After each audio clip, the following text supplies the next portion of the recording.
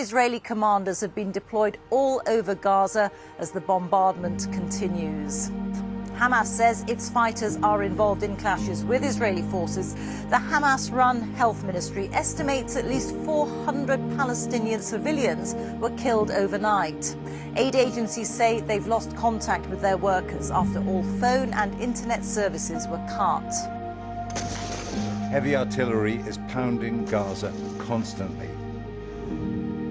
The Israelis say they're making the earth shake.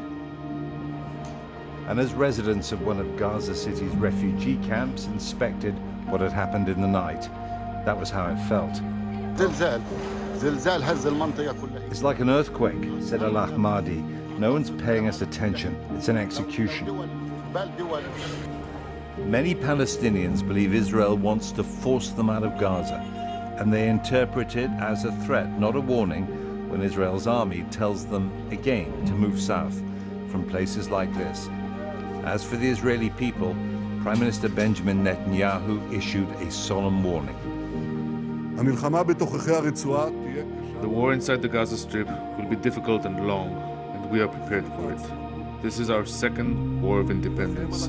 We will fight for the defense of the homeland. In Sderot, the Israeli town closest to Gaza, the streets where Hamas killed civilians and soldiers 3 weeks ago today are deserted.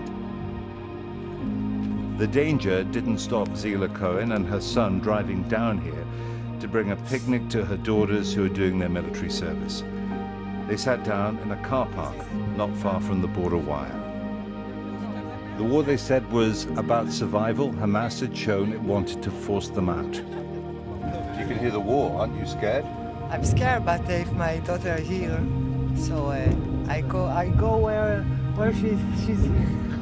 And you bring lunch? Yes, to all the soldiers. You know, when you live side by side with people, and you come to understand that you cannot trust them.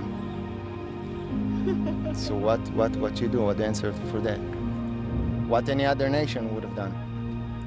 Much more that we are doing right now, and I'm assuring you, much more that we will ever do. The new phase of Israel's assault started last night with dozens of airstrikes. Israel believes overwhelming military strength can pacify Gaza.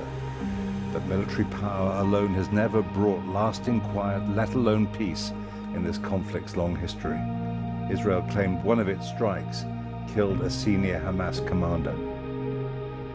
Israeli tanks and soldiers moved forward into the north of the Gaza Strip. Gaza's visible from a hill in Sderot. Israel will resist pressure for a ceasefire. And there's another factor. The more Palestinians that Israel kills, especially civilians, the greater the levels of anger and outrage elsewhere in the Middle East among Israel's friends as well as its enemies. Now, that doesn't guarantee that the war would spread, but it does increase levels of anger and volatility in a part of the world that is already very fragile. Israel's ground war has started. Containing it here is now the biggest political and diplomatic challenge in the world.